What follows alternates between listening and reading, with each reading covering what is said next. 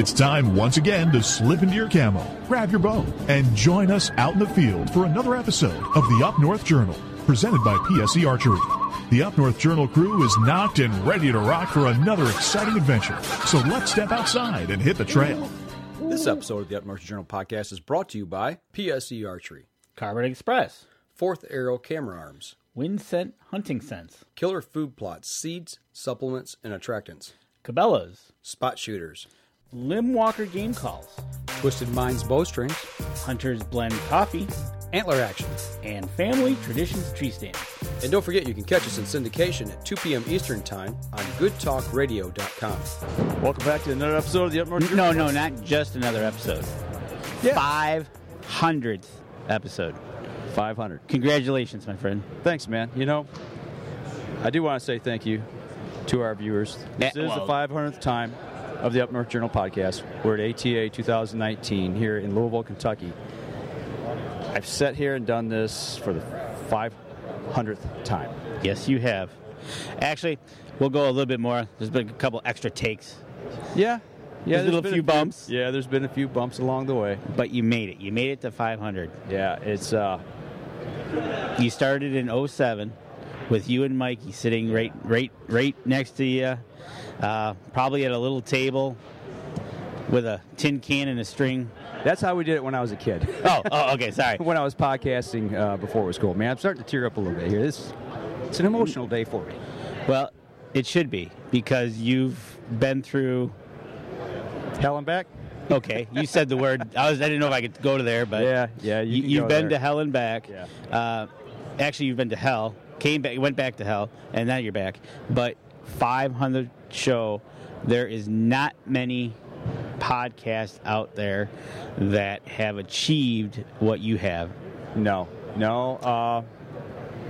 There's some that's tried, and I give kudos to all of them. I mean, I'm not trying to knock anybody, but we went through a lot. We went through a learning process, and I couldn't think of a better place to have my 500th show than here. I mean, we're sitting in the PSE booth. They've invited us in to be a part of their ATA show. Right, and it's been incredible. It started out with your first ATA show, just kind of roaming around, right? And it just looking like a kid in a candy store, you know? Right, and now we've been invited to the booth to set up the cabin, to have interviews.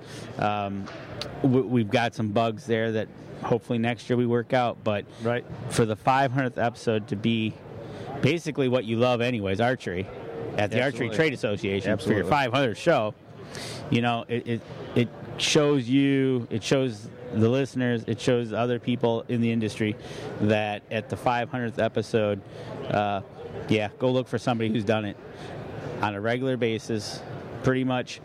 I know there's some out there that they say, oh, I've done thousands, but you got to understand that to get to 500 the way you did is amazing. I appreciate it, man. And I couldn't do it without good people like you helping me out. I mean, you crossed that 200 episode threshold this past year. Yep. So and you're no rookie at this. No, you're absolutely right. I used to be like nervous and all, especially doing interviews when talking with these guys, with Bobby and even Dan at some point. But to be sitting here with a guy that's taken Up North Journal 500 times is it's awesome. You can hang your hat on that and tell everybody, I've got 500. You know, it's like the Daytona 500, right? And matter of fact, it's the ATA show, which is kind of like the Daytona 500 of archery. But you crossed the finish line at this one in 2019 with 500. Like I said, I couldn't have done it without you sitting in the chair. I couldn't have done it without Mikey bringing me this dream of his as a 12-year-old kid one day. And, I didn't have a clue as to what podcasting was. And I started learning, and he wanted to start this up, and we did, and I got to thank my dad, man. Yeah, he's the one that gave me the passion for this. Absolutely, and that's what it takes to get to 500. Some think they have the passion, and all of a sudden, before you know it, before they even started, they're gone. Yeah, but you've done it. You in that shows so much of your passion for this. Yeah. And I've watched you do things with the stuff that you've gained, I want to say materials, the programs, everything. You've put it all together and you've made it 500 times. And hopefully there's another 500 in us. You know what? And you just haven't sit on your laurels of a podcast saying we're just going to do this, this, this, and this. Look, we've gone to the point where we're doing a Facebook Live, right? And we're doing a live thing. And that's tougher than anything because we can't edit. Right. So, although this one today, due to what's going on around here with the internet, we're actually recording the live version of this for those of you who are actually sitting down watching. They just don't give us what we need here to be able, internet-wise, to be able to pull it off on a continuous, successful base. So then rather than just have it drop out continually and try to start again, we just decided we're just going to record them today, last day here, and just get it done. That's it. That's part of it. You recognize that and said, you know what, let's make a decision. Let's not do that because we're thinking of the people who listen and the viewers, right? We don't want you to sit there and all of a sudden have the wheel spinning. Right, exactly. And it's like, well, that was wonderful. But, right, dude, awesome to make it to 500. Yeah, I appreciate it. And like I said, my dad gave me this passion when I was a kid. And we've never had him on the show. I've tried.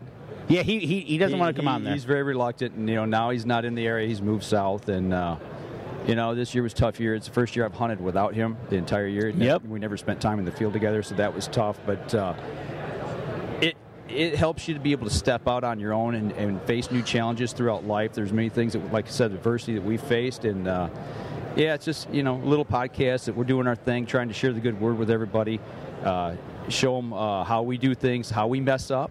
Yeah, it's not success, perfect. Teaching new people things.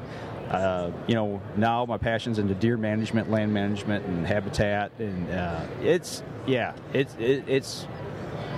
it's pretty cool being here today. That's awesome, man. You know what? Congratulations again. Thanks. Well, I'll tell you what. Let's go ahead. We're going to take our first break, and we're going to step outside where there might be a little snow. We don't know yet. Right. There was a little bit when we came in, but we're hoping it melts off before we go home today. But stay tuned because we got some really cool interviews coming this way for this episode, which is also our 200th live stream, even though this one's going to be recorded. Right. But, yeah, it's going to be a pretty cool day. So stay tuned. We'll be right back after this.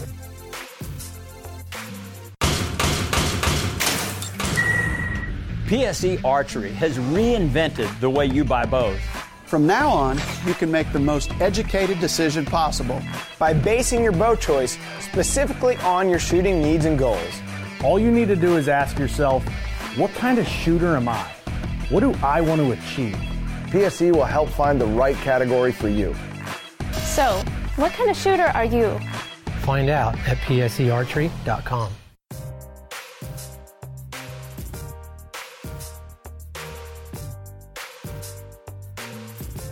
Welcome back. Second segment of the show. Second segment of the 500th show. Of the 500th show. And look who steps in. Mr. Epeards himself from PSE, good friend of Pete Shepley. Bill, welcome to the show. Hey, thanks for having me. Thank you very much. We had a chance to talk to you last year, and you kind of give us some insight into your background in hunting and what you do. But you were just talking just a little bit ago. Grand Slams on turkey. How many? 17th. I completed 17th Grand Slam at turkey hunting this year, and I won the 6-time national team championship in the IBO. So it's been a great year for me. And 3 record book bucks. With our PSE. So it's been a great year for me. 3 record book bucks from where? One in Ohio, one in Texas, and one in Oklahoma. Man, you put a lot of miles on. We do. Sometimes you want to see a beach, and it seems like that never happens, right. But it's part of our life. I'm very blessed. I've been with PSE 43 years. I've been with Mossy Oak for going on 25 years. So, I got some great sponsors, some of the best in the industry, and it's not that I'm a better hunter than anybody else here in this building, but I work at shooting a bow and arrow set, and I'm very passionate in what I do. Passionate. That's what we see throughout the whole ATA is people that are here. I mean, the passion that goes into what they do, what they believe, and getting out and getting the job done. I mean, go back to the Grand Slam. 17. You're talking 17. And last year, it's all in a year's time. And the good thing is, and now, you don't have to kill all the 4 species of turkeys in the same year. I have in a lot of years. But it's getting harder and harder to take a Grand Slam of turkey. You got the Osceola, the Merriam, the Rio Grandes, and the Easterns. And the travel's, tough. And everybody asks me, I do seminars all over the United States, and everybody asks me what's the toughest one to shoot.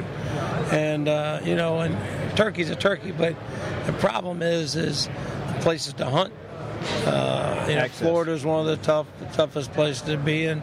And then the Eastern here, Ohio, Indiana, Kentucky, that's a tough bird to hunt because, the population, they get smart very quickly. And when you get out west on the Merriams or the Rios, they don't see a lot of the people. You see a lot of the ranchers feeding their cattle.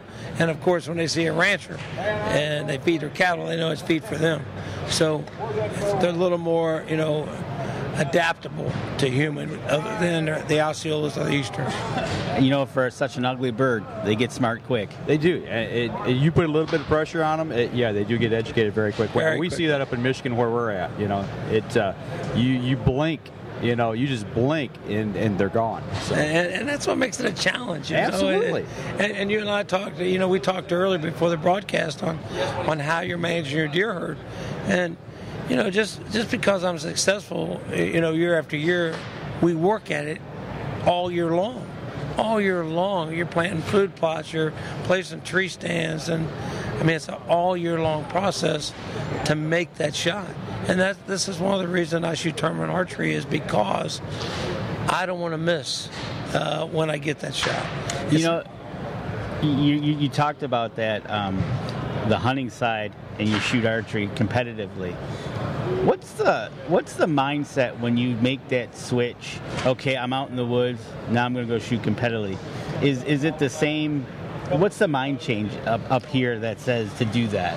When you're shooting, one of the most pressure shots I ever made is when I won the world championship in the IBO, and you train all year, and it's not just your shooting ability, but I think it's your mental ability. Well, when I shot that last shot, I'll never forget, it's an antelope down the hill. It's like 37, 38 yards, straight down the mountain. And when I released that arrow, it felt like the whole earth come off my shoulders.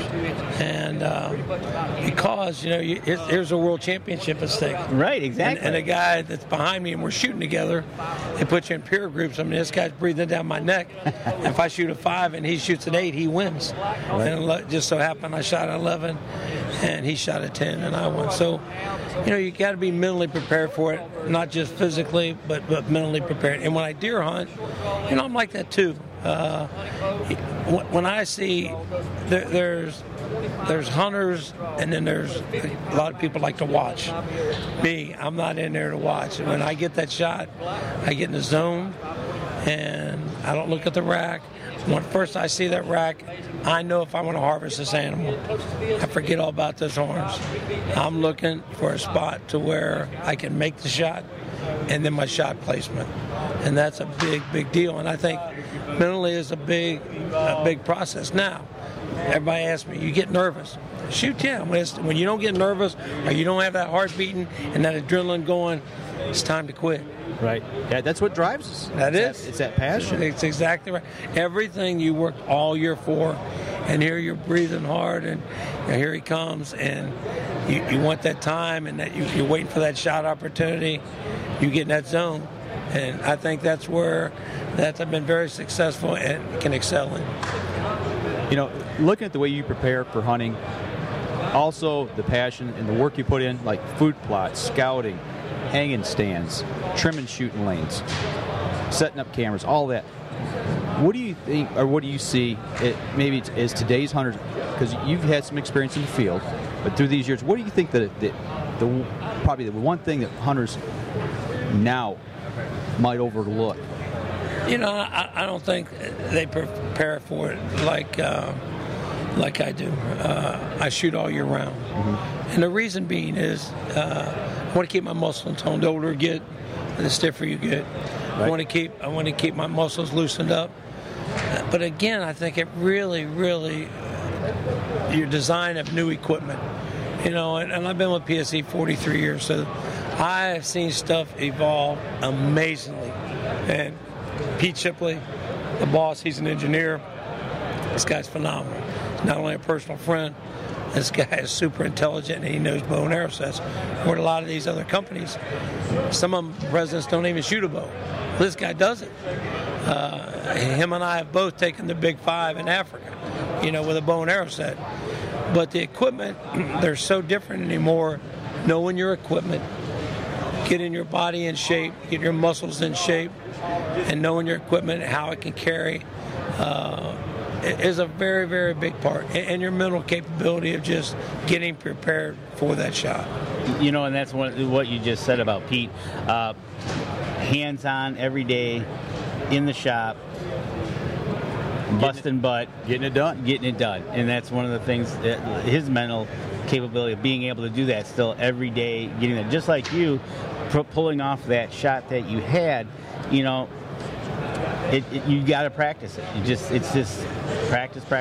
But that little bit, that it's mostly mental to me, because it's just you just got. And we started shooting indoor leagues with Jim Beasley back in Michigan, and it's that just watching those guys shoot and watching Dan Yasa shoot. Yeah, he's taught us so much. Right, he's one of the best, and it's knowing your equipment, mentally getting prepared for it, and again talking about Pete. This guy is a tremendous teacher. He's a tremendous teacher, and he is. And I've been very blessed in the 43. I do seminars all over the United States. I've taken a Big Five in Africa. I've taken the Stags, everything in New Zealand, and it's a big deal that. But without him, I wouldn't be in this industry. When I was a snot-nosed kid, I met Pete, and him and I just clicked, and we became friends.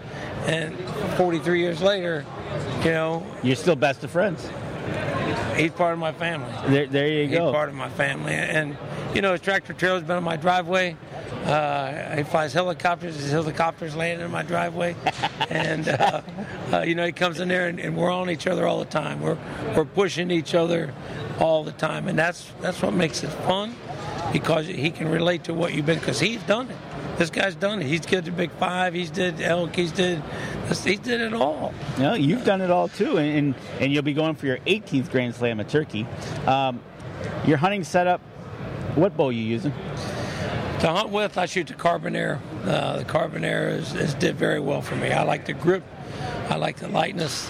I love the Evolve system. The Evolve cam system is hands down. I feel it's the best on the market. Now, tournament shoot with, I shoot an Expedite. It's a very fast bow. I'm not the smartest guy in the world on yardage, so I take all the advantage I can get. There you go. And what I do is, this bow is very, very fast, and I don't have to be as critical on the yardage. So, I let out some of my secrets, and that's the way it is. Hey, I understand that. I shoot big arrows. If I'm going to play the game, I'm very competitive. I was in school in sports, and I'm the same way in archery. I want to play the game and get all the edge I can in tournament shooting and in the hunting industry. I don't blame you one bit. Take it right to that limit, and that's what makes you competitive. You just keep pushing. But absolutely. Well, Bill, appreciate you sitting down and talking with us. Thank you guys very much. It's been a pleasure. Thanks. And hopefully, next year we'll be able to hear about the 18th Grand Slam. I hope so. Thank you for having me. All right, take care. Sitting here in the PSE booth, and we just got done talking to Bill Epeards, talking about hunting, and who walks up? Denny Steiner. Denny, welcome to the show. Thank you. Appreciate Thank you. Good to be here. How you Absolutely. guys been? He's also awesome, watches us on live Facebook and chimes in every once in a while. Well, in my spare time, I sit in the chair in my showroom and do that a little bit. Not much, but... Yeah, you have just a little bit of a showroom. And if anybody follows Denny Steiner on Facebook, you understand what we're talking about. Because it's huge. Yeah. I'm surprised there isn't a basketball net somewhere in there. I wanted it for a long time. I'm pretty proud of it. I like showing it to people, and we've had probably 300 visitors. How many years of mounts do you have in there? How long is... 50. 50 years of hunting is in that room. Yeah. My first deer was in Missouri. First buck I ever saw on the hoof I shot. Really? And that was 51 years ago. Okay. And you've been killing ever since. I do my best. He just doesn't kill some animals. He kills some big animals as well. Well, that's right. You know, and you say your first one was in Missouri. It's not just the United States. And the reason we got Denny here today is we want to talk about Africa, because you spend some time over there, and you're over and you took a giraffe and you took a Cape buffalo. Yes, I was very fortunate to, I've gotten to know a lot of people over there, and I got an opportunity to take a Cape buffalo with a good friend of mine, Rossi, and it was quite an experience. We did the dragging the road with the tires and going in the next day and tracking, and we did the whole thing. And the second day, at the end of the day, we got ahead of them and had the opportunity, and I had 12 or 13 bulls 20 yards from me. I'd been at full draw for 8 minutes when they were so spooky that they knew you were in town.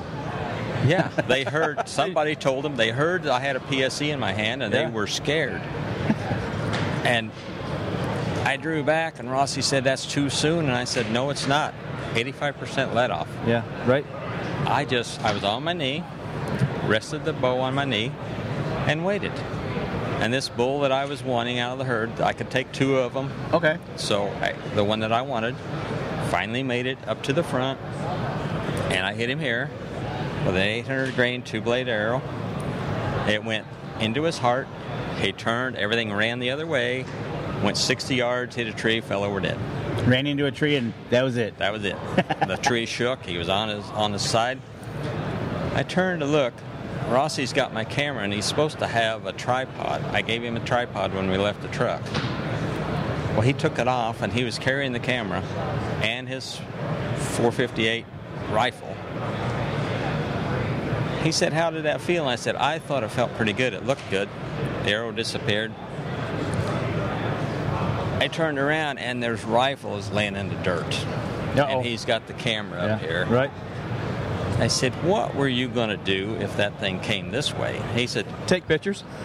He said, "Don't worry, I'm not a crack shot with that anyway." That would have been good to know yesterday. So thanks. You know, it's one of those little pieces of information. Actually, be glad you didn't know it yesterday, because you might have been a little uneasy about that. But okay, so let me ask you this: when they're at 20 yards, and these are not small animals by no means. No, they were 1,800, 2,000 pounds. Literally, when they took off, the ground must have been shaking at that. Yes, that close. and it's just it's dusty over there. It's always dry in June and July, but the ground shook, dust, fogging, and I was so relieved that it went that way. Well, that's what, because it wasn't just like a single bull that could, you can look at coming, but if you got a group of them, you can't move out of the way. Yeah, so and that's just. And it got to be, I wanted to get pictures. I'm a big fan of getting pictures and getting quality pictures. And the sun's going to go down here shortly. And this is the best part of the story. We heard this. This is good. You're right. All these bulls were standing around my bull, and I said, "Can we fire the gun in the air and they'll leave?" And Rossi said, "They may come to us. Too dangerous to go in. We got to wait." And I said, "We got to get pictures."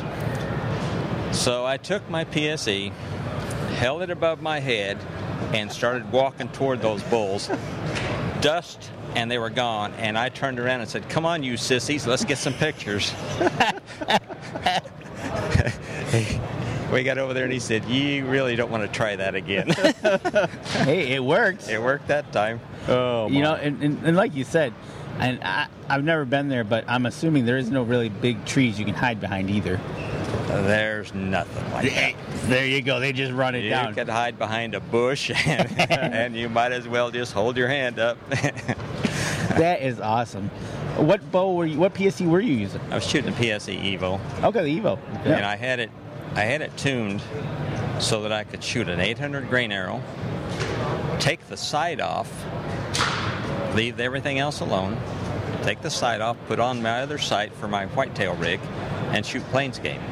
Oh, okay. So I was going from a 367 grain arrow to an 807 grain arrow, and just changing the sights.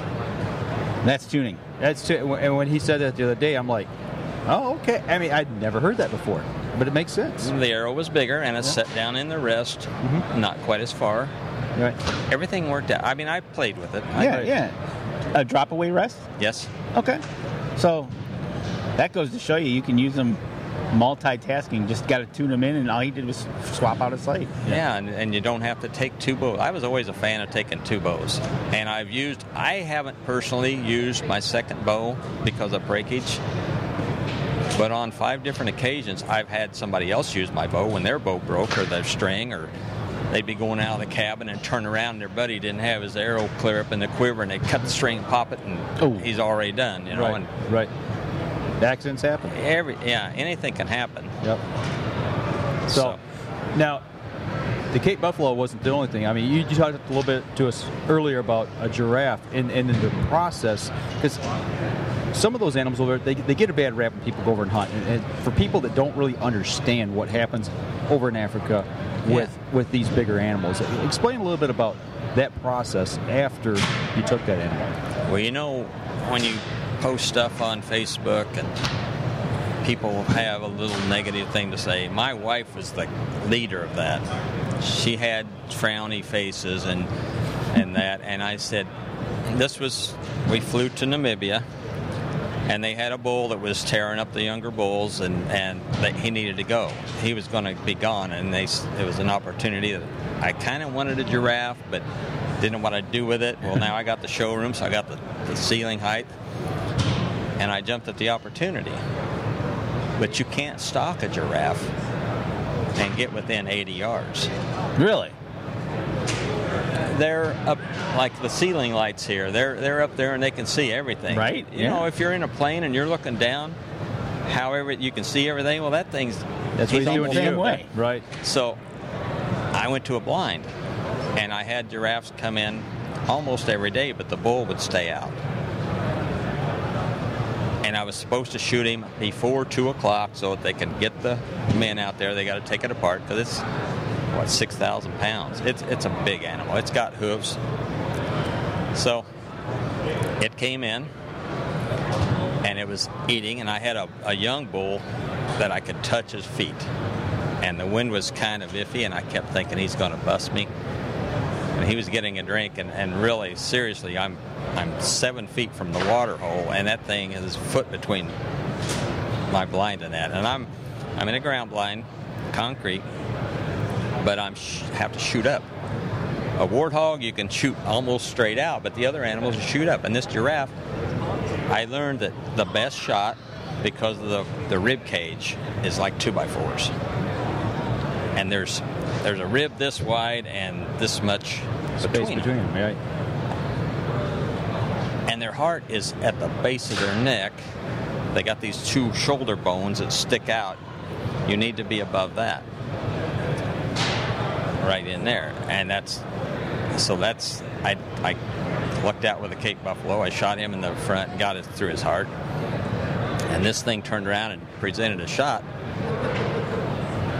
And I'm shooting up at an angle, and I'm thinking, okay, I got to hit that, so I have to be a little bit lower.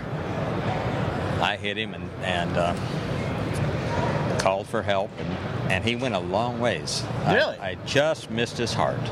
Oh, okay. But the arrow went clear through, and it was in his stomach when we got him.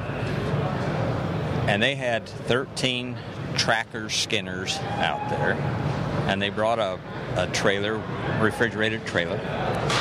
Really? Drove it out there to him. I did get to. I got there when he laid down his head the last time, you know, and so we got some pictures, and the guys started, what do you want to keep out of it? And I said, well, okay, I don't think it'll quite fit if I life size it. I don't have that much money anyway, but they cut the cape off. They used trucks with winches to help pull the skin. The skin is very thick. Everything on a giraffe is thick and heavy. I mean, built. Yes, they're built. And they started taking that thing apart. They ended up, what was left over, they took the stomach lining and cut it in squares. They had little baskets that they put all this stuff in. They took all the intestine, the heart, the lungs. The only thing left on the ground when that thing was finished and in the trailer was the contents of the stomach and a piece of back skin. That's it. They utilize everything. They use every little bit of piece that... They took everything. And I had heard that giraffe wasn't good. It's excellent. Really? It is. And this is an old bull. And another guy, a buddy from South Africa, told me that the best meat over there was a female giraffe. Okay.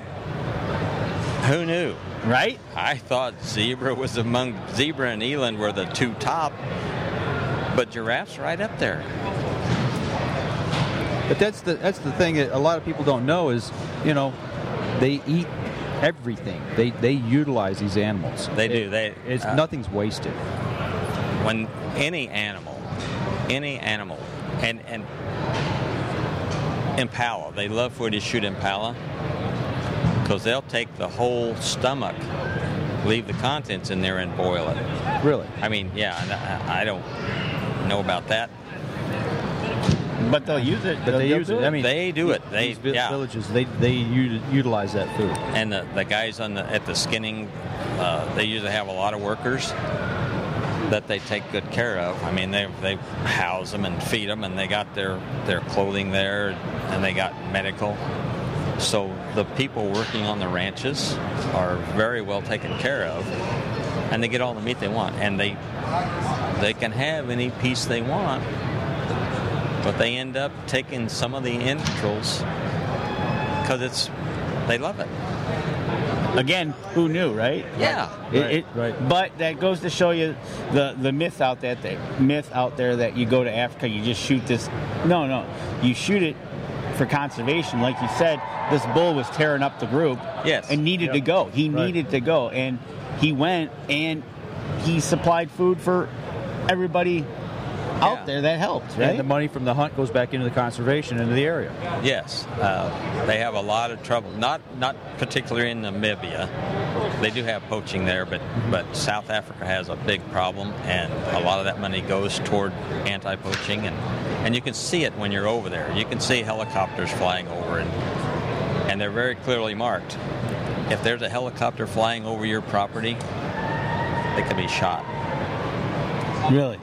Because they come in and sometimes they'll dart the rhinos, cut the horns off, be gone, and they'll do 3 or 4 or 5 whatever rhinos they can find. It's a big business. Yeah. And the little guys that are poaching using snares and stuff, they just sneak through, get an animal, get back out, take whatever they want of it. But wow, that helps. And you go to a grocery store, and there's beef in like an 8-foot cooler, and there's 200 feet of game meat, every kind of game meat. And if they make biltong out of anything, any scrap of meat, they hang it on the line and dry it, and they use some kind of a cure. But they use everything. Well, and that's awesome. It's awesome, and it just goes to show that what a lot of people don't understand is what we see in the media is just not true. I mean, true conservation is happening. The animals are being utilized, and the money is going back into helping protect and preserve these herds. And this, for instance, these people in Namibia, they feed 2 schools. Gemsbuck or oryx is their meat of choice, and they got a lot of them. And when I'm there, that's one of my favorite animals to shoot, because at breakfast time, Cara and the lady will say, "I need some meat." That means shoot 2 or 3 gemsbuck. Oh, okay. So, and they come at it. When you call them, they come out, and I got 3 of them laying there, and I get patted on the back when I go home, and the schools benefit. You get to eat the loins, usually, when you're in camp, and you get to eat part of every animal. I mean, I do. I ask specifically, anything I shoot, I want to have part of it. Right. They feed their workers. They feed those 2 schools. They have charities in Windhoek, the capital city, that they send meat to. And when they have too much, if they have a bunch of hunters in camp, it goes to a butchery. It gets sold to the butchery and then goes to the supermarket. It's a win-win-win-win. I don't see where there's a lose in there, right? Yeah. So that's awesome. Well managed, and well, we appreciate you taking some time with us today. Well, thank you. It's been a pleasure. We've talked on Facebook many times, but if you guys get a chance, go to Facebook, go to his Facebook page, and you'll see what we're talking about with the showroom. Yeah, and yep, just check it out. It's pretty awesome. And real quick, going somewhere else? Next stop? Next stop, I'd like to go to Australia, but I've got a group going to Africa this year, actually, June. You gonna go with them? I'll take a group of 4. Okay. And then there's 2 other guys that want to go later, so it may be my first year of going twice. Okay. There you go. But he's heading back to Africa. Got to do what you got to do. That's right. That's right. But just please, don't go shaking bows at Cape Buffalo. Right, exactly. We want you to come back. So I tell you what, we're going to step outside, take a quick break, and we'll be right back after this. PSE Archery has always dominated the speed category. Now, the most revolutionary cam system ever to hit the market has perfected the shooting experience. Introducing PSE's Evolve Cam System, featuring extremely high let-off capabilities and the smoothest draw cycle in history. No other cam system has ever delivered this level of total comfort and total control. Experience PSE. Experience performance. Welcome back. We are live at the ATA 2019 Louisville, Kentucky PSE, and Mr. Shepley himself stopped by to talk with us. You can call me Pete. I don't answer to Mr. Well, okay. we do got because that out of the way really quick. Good. Besides, we've got so much respect for you, and what you've done for the industry is just something that is, you know what? I got to hand it to you. From everything that I hear about you being in the shop every day, hands-on kind of guy. We're there. That, you know what? That shows what passion you have for this sport. Yeah, I love it. It's 49th year for PSE, and I've shot tournament archery since 49. So I've been around a long time. I don't think anybody in this room has been in it longer than I have. So, but anyway, glad to be here.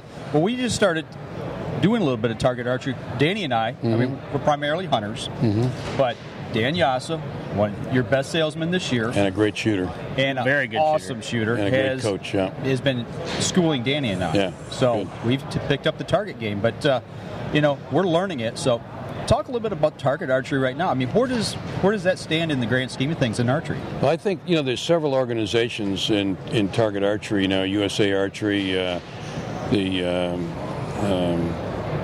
3D stuff, IBO and things like that. I think they do a really good job. The problem is they're not big enough. Okay. And it's difficult for them to grow. I think they need way more help from the industry, because we need, I don't think you can put names on 30,000 target archers in this country.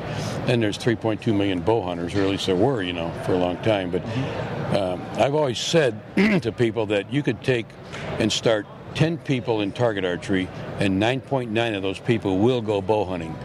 You start 10 people bow hunting, and none of them are going to go into target archery. It's just kind of the way it works, So we've done a lousy job. The industry's done a lousy job of selling target archery, and that's where we need to go. It's hard to get people in target archery. You're almost too old, and you're already too old, and I'm too old. But Thanks. Because people look at it that way, we need the grade school and high school kids in this game. Absolutely. And that's where it's at, and we don't get enough of them. So, most of these organizations are underfunded, and they're not throwing near enough money at them.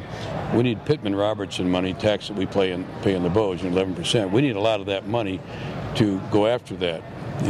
Now the NASP program gets some of it, but we've got very poor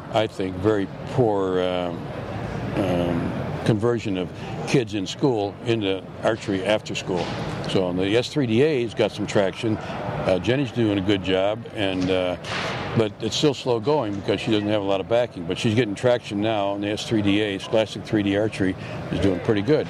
But we need way more. This industry, has been decimated because of what Obama did to getting everybody to buy guns. Nobody bought bows for 5 years, so that's that's why it's in pretty tough shape. And everybody in this room, no matter what they say, they are. So we need to grow it, and we need to grow it now. So how do we get there? That was going to be my question. Yep. How do we get there? Where do you think that step? Well, I is? think we've got pictures here of the new range we just built at PSE. It's about 20,000 feet. We can shoot 60 yards in there anyway, easy. You can shoot it crossways and shoot 20 yards, and they can shoot 100 shooters at one time. Okay. On the line at one time. You got a picture of it up here on the semi, and it looks like a very nice open space to do this. We put LED lights above it. I don't think mothers want to bring their kids into a shooting range that's dark and kind of like a dungeon or anything. They love the bright lights in there. They feel safe letting their kids stay there. We have great coaching.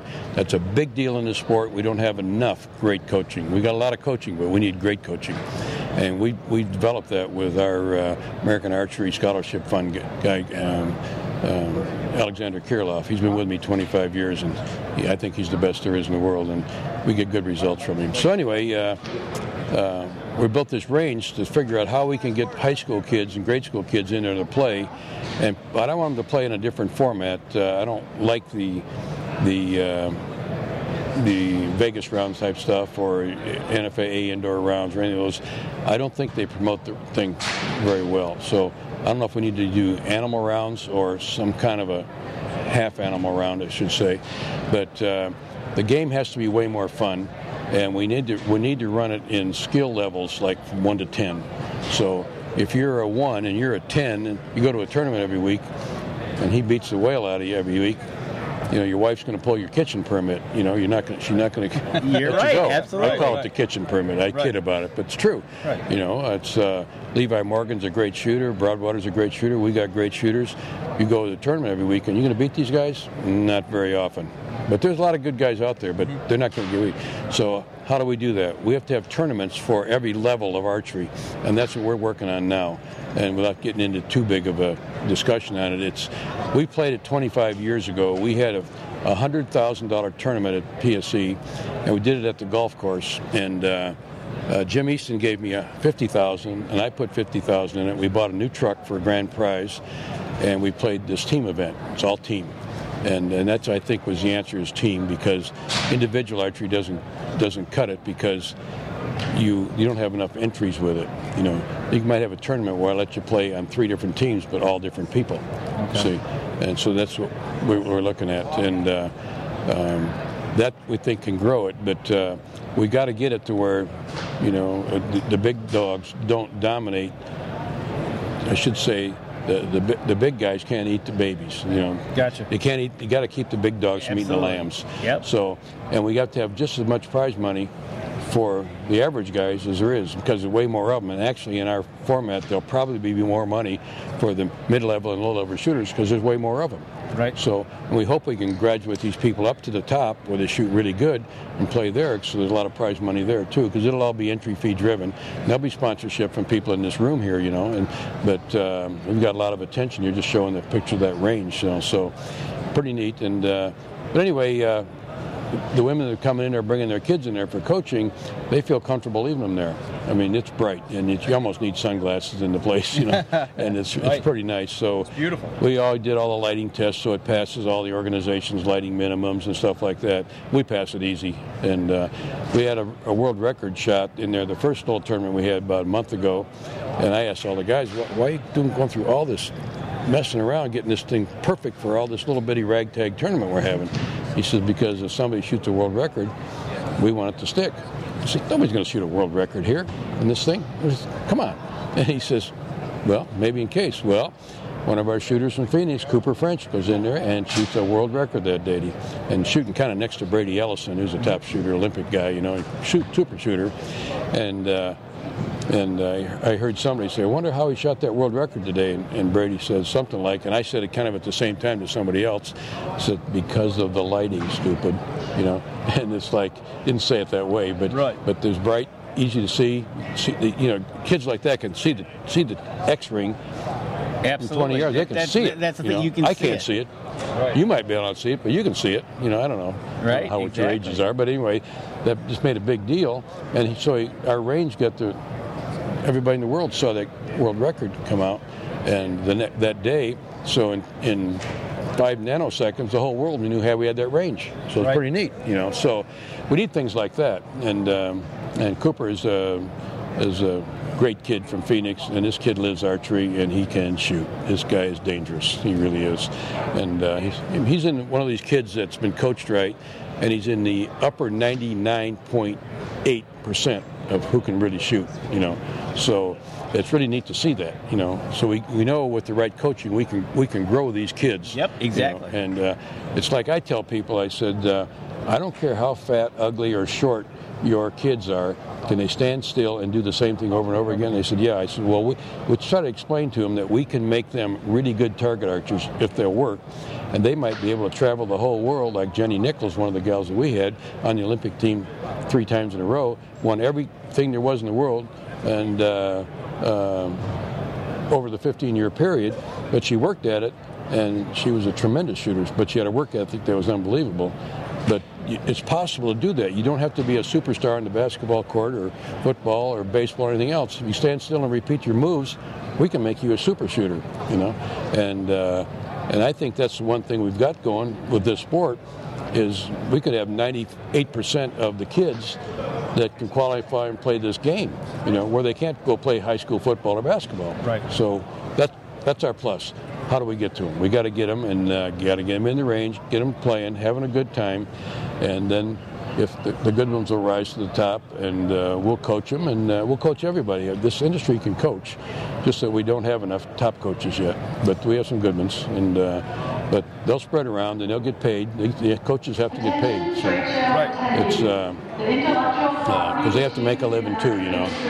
Yep. So, but anyway, it's I think it's the time's right for doing this because everybody in this room knows that bow hunting's getting beat up, and it's a shame it's getting beat up. But you know, there's more private property, there's more everything, more competition. The crossbow compound crossbow that I invented, I didn't invent it for the intention of what it's gone to.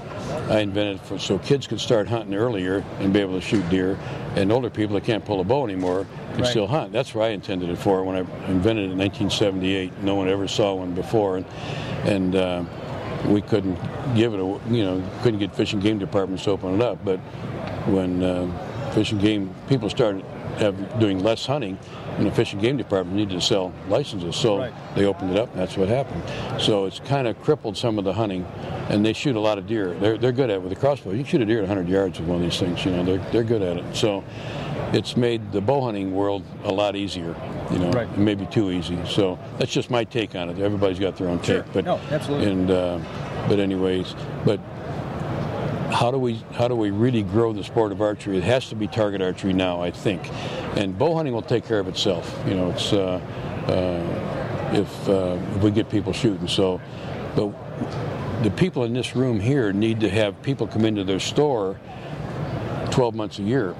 In bow hunting or hunting with a compound crossbow.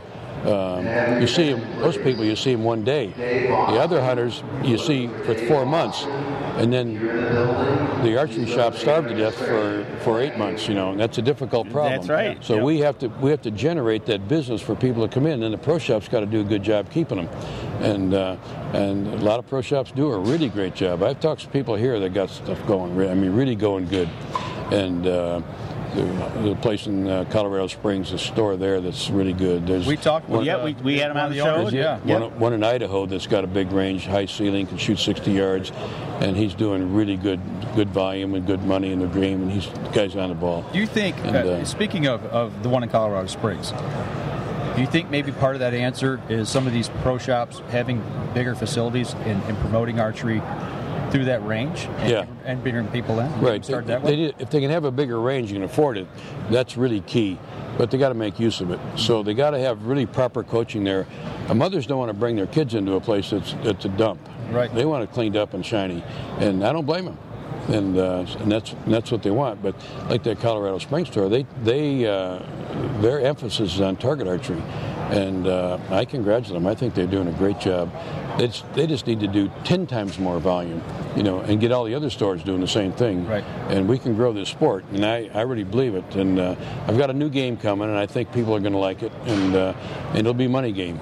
It'll be playing for money. I think kids once they win a little trophy or two is one thing, but and I could get a lot of arguments on this, but if you're just even playing for $1, it makes it more interesting. Got to be some competition. There's something to get at the end of that prize. That goal to reach for. Yeah. So it's I team rope for fun, and the team roping world has got it's just crazy on how big it is now, and but they play for real money in the game.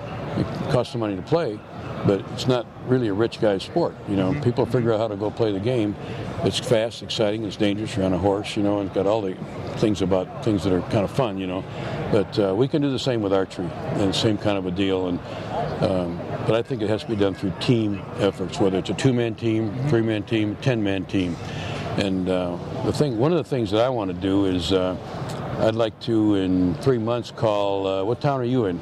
We're up near Flint, Michigan. Okay, the archery range there. Indoor archery range. Okay, let's say I call you guys up and say we're having a tournament Friday night. You get your top 20 guys, whatever you can, however many people you can have put together. You get your team there at the range, and we're going to all play for $10 a piece. And I'll get mine, and we'll get a team from Paris, France, Florida, all over the world. We're going to play a tournament online. Okay. Easy way to pay it off. I mean, you can all the way the money. You can do money handling online. Right. You can pay it off in a minute and have a great time. So how much could that grow? It could be infinite. I mean, the digital world today, I think that it could be crazy. You're right where you need to be on that. That'd be kind of fun for you guys to be looking at doing a tournament in your place and you're broadcasting it. Yeah, live. absolutely. Right. It'd be pretty fun, wouldn't it? Yep, absolutely. So, it'll get to where there's commentation to it, and there'll be all kinds of other tricky things in it. It'll be where once you're online, you're going to have companies want to sponsor it because they need to see their stuff online. Right. So that'll bring more money into it. So it has all the right attributes, and I think I can make it work now. And that is awesome. So that's a guy that thinks 24/7 about the sport. That's right. I live this sport. I've done it forever. Well, and thinking ahead too. Yeah. I mean, the world's changed so much. I mean, 20 years ago we wouldn't be sitting here doing this on the internet. That's right. It's just the internet's changed things. Yeah. That's a great idea. So it's I think it has lots of possibilities.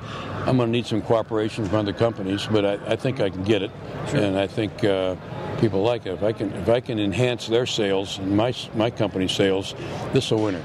Right. And but everybody in this room here, there's a lot of people in this room in this game. It's and they're all beat up pretty good now. I mean, it's tough. This business is tough, and we need a new breath of fresh air, and I think I can provide it. So there you go. Using modern technology to take something that's ages old. Well, just if I could go around to every one of these booths and say, give me $100, we're going to have a tournament. How big could that tournament could be? Huge. Big one. Yeah. So that tournament we had 25 years ago, there's never been one bigger since or before. And it went really well. It was very well accepted. But people in the hierarchy of the other companies had a fit about it because they felt like I was going to dominate the whole world with it, And I was planning on it. Right, exactly. But the point is they made their shooters not come and stuff like that, so it kind of hurt it, so we just dropped it. And the archery world wasn't quite ready for it at that time, but I think people are ready for it now. I mean, you ask any kid around how much money Michael Jordan made.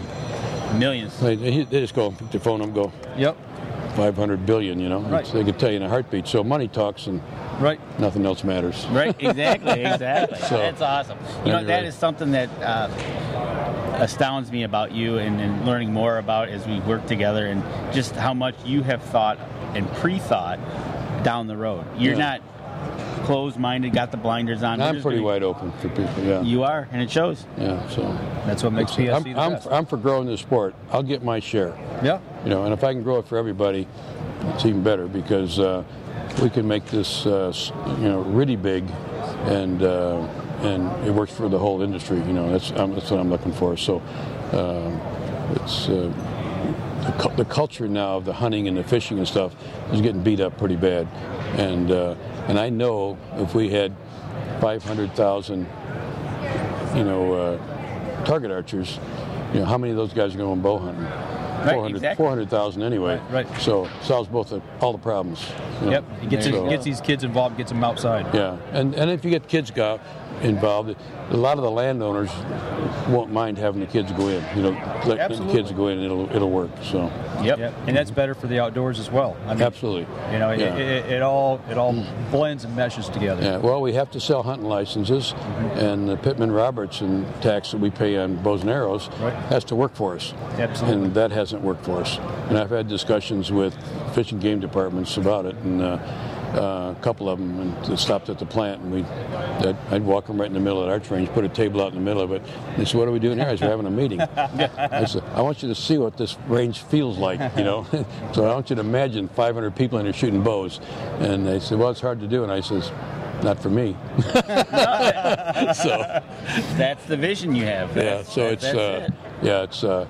So we get everybody on board with this thing, including fish and game departments, that they'll be able to see, in time what can really happen with a little bit of money out of them and some help on them. We'll be ahead of the game. We'll get it rolling. So. And it's going to push them, like you said, back into fish and game. It's revolving. Right. Yeah, and I tell these guys, fish and game departments, I said, "Look, you guys get taxed on all our target bows. You don't do anything to help us on target archery. In fact, I said, you hinder us. Come on, quit hurting us. You just help us. You guys get paid 11% on a $1,500 target bow. Right. What's not to like about that? So let's have some of it back." And the more of that you sell, the more money they get back on the Pittman-Robertson Absolutely, money. Absolutely. They'll get their percentage like everybody else. So anyway, we'll make it work. Well, it's a beautiful facility. I'll throw it up here one more time. We would like to see these all across the United States. So we can get kids involved in the outdoors, into target shooting, and then into the outdoors, into archery. So. And these ranges don't have to be this big. Right. I just wanted a lot of people coming here, So we just cleaned up a warehouse and polished it up and put LED light bulbs in the ceiling, and it cost us $5,000 to do that. But the difference in light is crazy good, So. Well, it polished up very nice. Yep. Cleaned up good. We didn't know it was going to clean up that good, but it did. So awesome. Anyway, it's fun to do, and it's fun to show people, and you start having the same talk with people. I've done this talk 100 times now, and we're making baby steps, getting it rolling here now. So it's we know how to do tournaments, but we're looking for an event coordinator. We got Steve Yee in there now. He's very, very experienced guy from Phoenix, and he's very experienced in all the aspects of target archery and doing a great job. And so we need some people like you guys out and about showing people what we're talking about. Now I know I'll get some phone calls on this one. Well, we can help facilitate. That's for sure. Right. Especially on our end. So, good. Pete, I appreciate you taking some time. So, you know what, Pete? Same here. It's an awesome idea, and it's not what I expected when we sat down to talk today. This was awesome. Yeah, and good. I appreciate it. Good, thanks. So let's all get out there and do our part. Everybody does their part. This is going to work.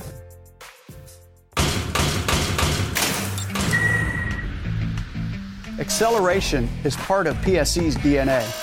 PSE pioneered the speed movement. Now they've developed the vapor category to help you find the most powerful bows on the market to fit you. High speed equates to intense power and building the momentum you need to be successful. Are you a vapor shooter? Find out at PSEArchery.com.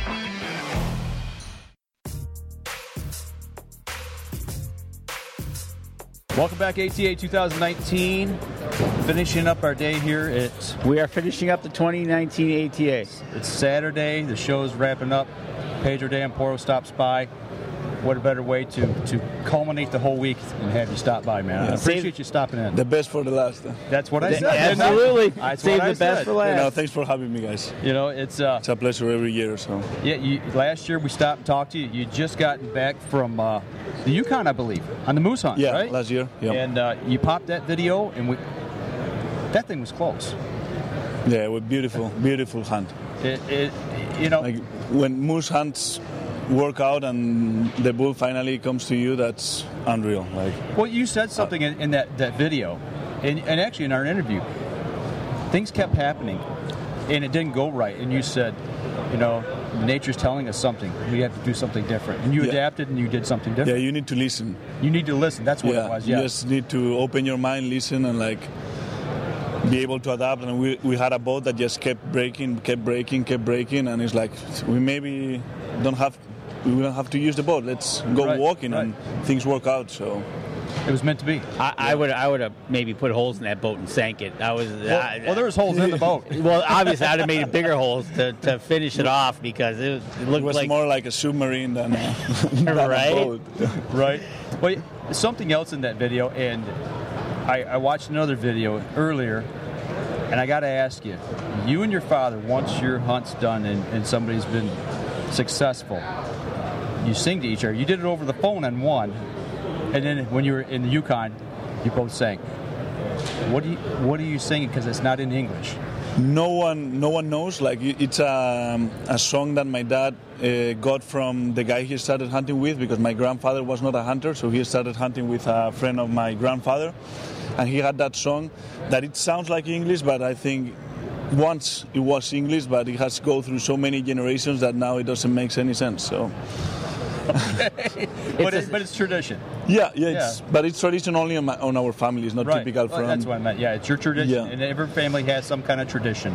So when there is like a special moment, a special animal that everything has been done right and all that, we sing it kind of for respect for the animal, kind of to like appreciate the moment. So that's awesome. You got that's one thing about what he does, and a lot of hunters out there, they have respect for the animals, and for what you go through to get your animals, I got respect for that. Got respect for that, because you've been up, down, around, high, low, warm, cold.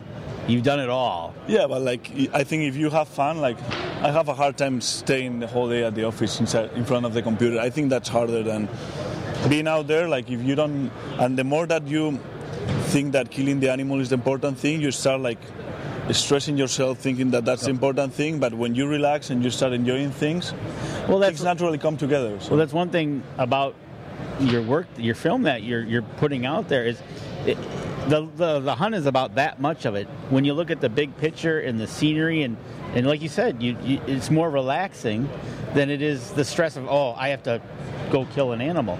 But that's awesome. No, like, I just came back in December from Turkey. Has been my third trip to Turkey for hunting Besra ibex with the bow, and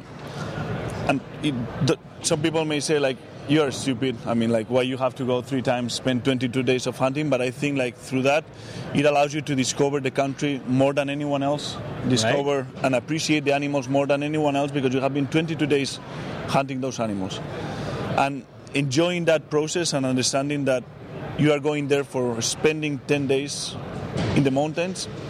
I think that's the important thing. That's awesome. Yeah. And just like you said, you went after an ibex. Yeah. Is there an ibex slam to get them all? No. So like I just finished it's called the Capra World Slam. So it's getting 12 different species of ibex of around the world. So it must be from the goat family. Okay. So like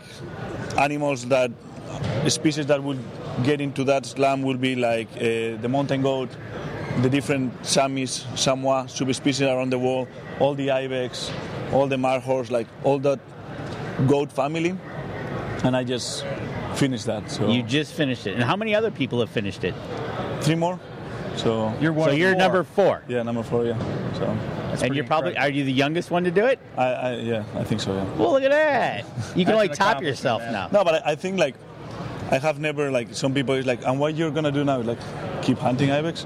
So it's like, it's not like a goal. I think it's just like it happened. It's a consequence. You like hunting goats, you like traveling, and sooner or later you're gonna make it. So, like, I have never tried to get or fill up the species one after the other. Like in Spain, we have 4 types of ibex, and it has taken me like more than 10 years to get the 4 subspecies. Okay. Because I like hunting the one that we have close home with my friends. Oh, yeah, okay. And I have a bunch of those because it's close. They are my friends, so I haven't never been focused on like, let's shoot this one, let's go to the next one. It's like, you just hunt. I like hunting with my friends, and that's what makes hunting fun, right? Was when we're hunting with friends. That makes it a great camp. It makes it more enjoyable, more relaxing to be with friends. Yeah. No, and hunting is not a competition, so it's not like, okay, you finish the Capra World Slam, it's like, good. It's good for you, but it's I mean, It's not like a competition or whatever. Right. So. No, but it's still it's a, I don't know how I want to say it, but it's something you've achieved that very few people have. No, it takes a lot of time. A lot of time. Like, right. And some people, like on those trips, they think that you pay a hand, you go and you kill an animal, but like Turkey took me three trips, 22 days. Right. Mongolia took me 2 trips. The Sami in Spain, the Cantabrian, another 3 trips. So it sounds easier than what it looks. And every day is going up, going down, going up. Well, like you said, it just didn't happen in 1 year.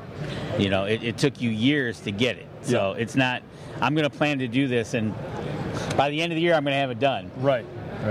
Good luck on that. You know, something you talked about, the different countries and spending time in those countries, getting to know the people. That's something we talked about yesterday, and talk a little bit about the culture and some of the things that maybe people, we perceive people as maybe wanting something or living a certain way that you explained it, and it really opened my eyes that not everybody wants to be like us. You know, talk a little bit about that. Yeah, so when you travel, it broadens your mind because, first of all, when we on the hunting areas, you go to the real local people.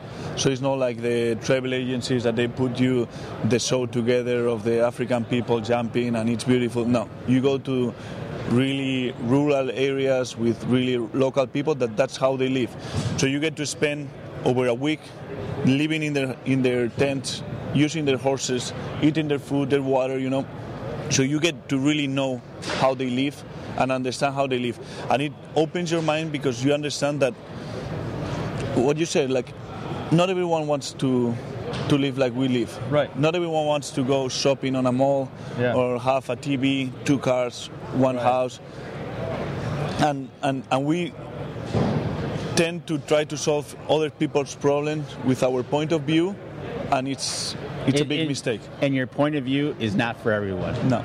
Just like when we in the hunting industry, when we say, tell them, well, we shoot a PSE, but you go shoot it because you might not like it or whatever. And it's that way you get your feet grounded is to their culture, right? So then you see where they're coming from. Yeah. So I think traveling gives you a complete different perspective, and it gets you, I don't know how to say it properly, but your soul, like, very rich. I don't know. It enriches your soul of knowledge of others, is what happens. And you appreciate what you don't have. There you go. Right. Because, like, when you spend 10 days without light, or without a bed, without a chair, you'd appreciate when you get home and, like, I'm complaining because my Wi-Fi is not quick enough. Right. It's like, or because I don't have Wi-Fi on my airplane, you know, like. Yeah. Or the Wi-Fi is not working here and knocking us offline. So we've been dealing with that. But no, I got to imagine it humbles you to a degree, you know. And when you said that yesterday, it really did. It opened my eyes to some things. It's like, well, you know what? Yeah, nobody else has to live like we do. We don't have to live like everybody. And if everybody thought that way, I think things in the world would be a lot better.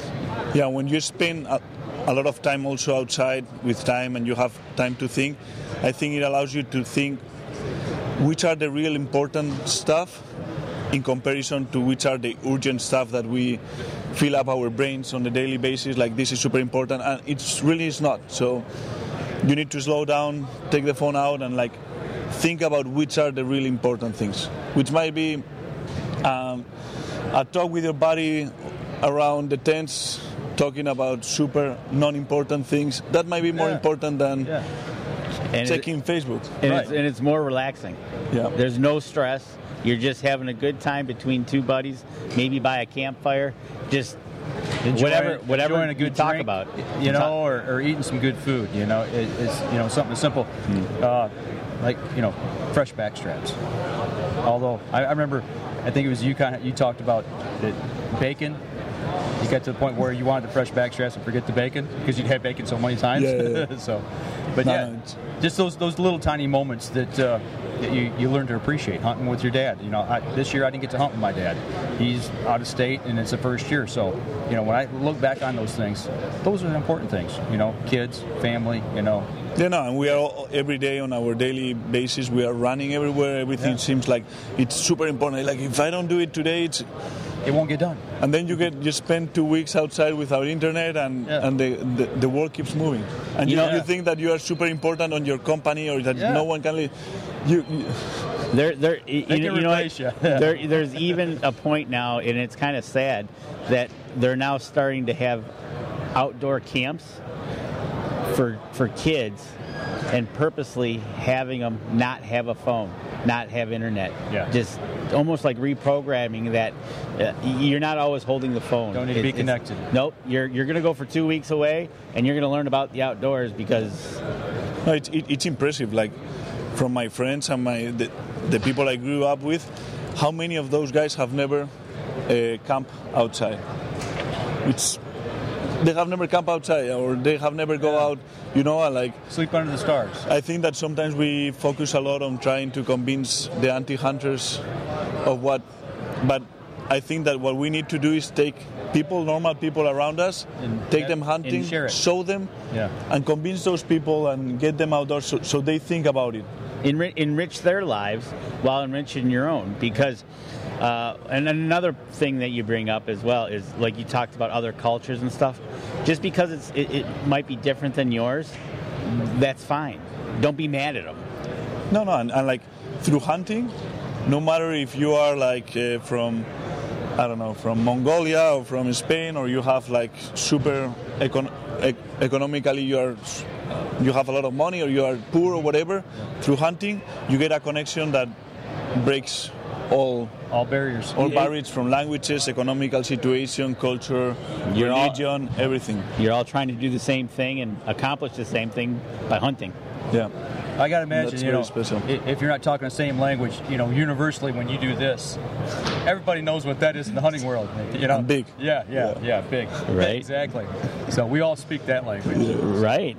And talk about going around the world. Let's shift gears just a little bit. Something we talked about yesterday about the training process, because you're up in the mountains, up and down every day, doing a lot of climbing.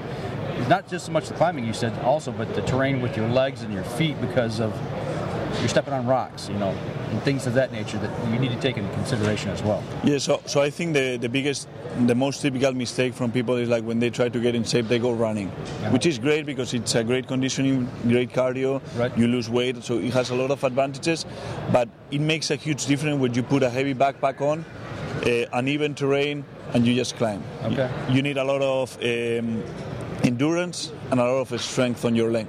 Not only on your legs, but on your whole body, because since what you were saying, the terrain is not even and the rocks slide, you need to move. So you are constantly moving that balance, so you need the whole. Right, you need core. the whole. Yeah, you need to work on the whole core. And that's what most of the people don't train. So I like hiking up with a backpack. Water bottles are awesome because you get to the top, you release the water, and you can come down without weight on your legs. Now, so like the joints don't suffer that much on the way down. From what you were saying yesterday, you need your camera guys to be able to do this as well. And yeah, I mean, like filming, like optics is the main problem about the weight, because like camera gear is heavy, spotting scope are heavy, the tripods are heavy. So So you're thinking about 60 pounds on the pack with all that stuff? Yeah, 60 pounds 60 is pounds? like average in between like 50, 60 pounds. Yeah, everybody says, and if you shoot something more. Yeah, way more. They think, well, I can lift 60 pounds. Well, put it on your back and carry it all day, and then do it uphill and do it on a terrain that's not even. And do it for 10 days. And 10 days on top of that. Because it's not like one day you go home, you relax, you take a shower. No, it's like one day after the other. Right. So you need like to be very conservative on those hunts. Like little mistakes starts wearing you out, and on day 10 maybe like, I don't know, like sweating your shirt and getting a little bit cold, like those little mistakes, or getting the socks a little bit humid and not drying them off properly during the night or whatever, those things start wearing you out. Those can lead to bigger mistakes. It also wears out his cameraman, from what we've learned, that he has to have different cameramen. You've gone through a few? A few. Okay. A few. Might be my personality. I don't know. So. I don't think that's probably. I think they just can't keep up with you. No, but you need a lot of passion. Like Absolutely. If you are like crazy doing what you love, you forget about the pain, about the... Yeah, absolutely. Yeah, it's the endurance, it's that passion, that drive that keeps pushing you to the goal, right? You want to achieve. Absolutely. So we get to be pretty obsessive. Yeah. So now we talked about the camera guys. We've watched a lot of your videos. Who edits your videos? My wife. Your wife? Yeah, my wife is doing most of the editing. So I think she has a way better taste than us, and she can really take out the things that are not important for the story of the... She's got a good eye for the story. Yeah, and she can take out the things that really doesn't matter. Like if I would be editing that, since I live the story, I would be like, we need to put that because that moment was... And she's like, it doesn't really give much to the story, so let's take it out. Or like... It actually, by having her do it, gives a different perspective. You lived it. She's watching it, so you're trying to live it through the video. So now she obviously has the eye because it's really good editing. And I think she knows me. Yeah, probably. So she also knows how I am or how I feel the things or whatever. So I think that maybe you give it to someone else that doesn't know you and they don't get how you understand the hunting. And I get so saying, yeah. Yep, absolutely. So what's on your agenda for this year? Where are we going from here? I think I want to go to Pakistan this year to hunt ibex on the southern part that I have never been on the south part of Pakistan. Maybe a couple of chamois hunts around Europe, and maybe going back to Mongolia. I would like to go back to Mongolia. Okay. I have such a great time this year. So. Archery?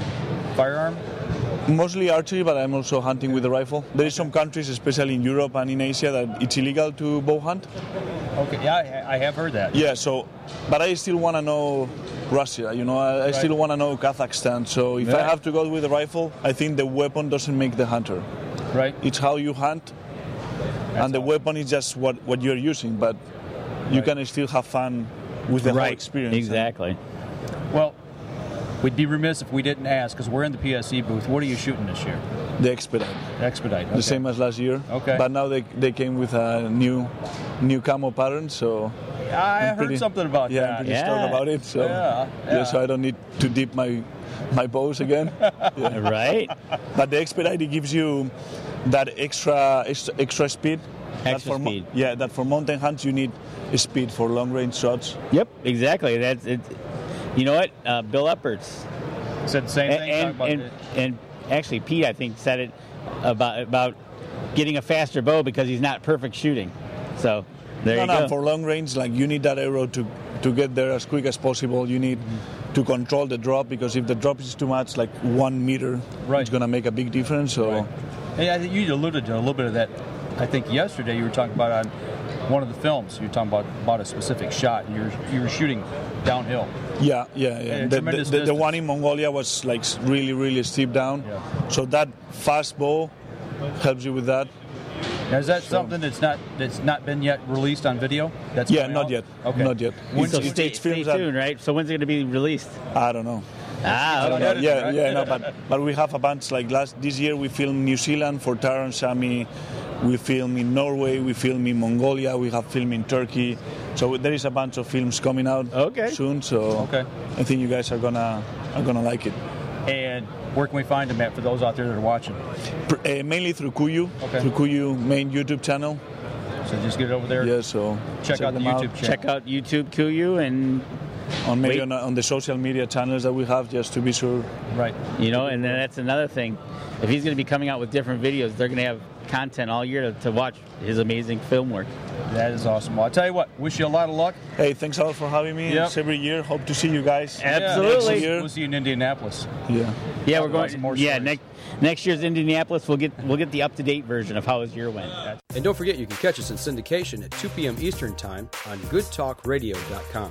This episode was brought to you by PSE Archery, Carbon Express, Fourth Arrow Camera Arms, Wind Scent Hunting Scents, Killer Food Plots, Seeds, Supplements, and Attractants, Cabela's, Spot Shooters, Limb Walker Game Calls, Twisted Minds Bowstrings, Hunter's Blend Coffee, Antler Action, and family traditions tree stands. Thanks for listening, and join us again here next week. Until then, remember, as we always like to say, if you're out on the water or in the woods, shoot straight and be safe until next week on the Up North Journal.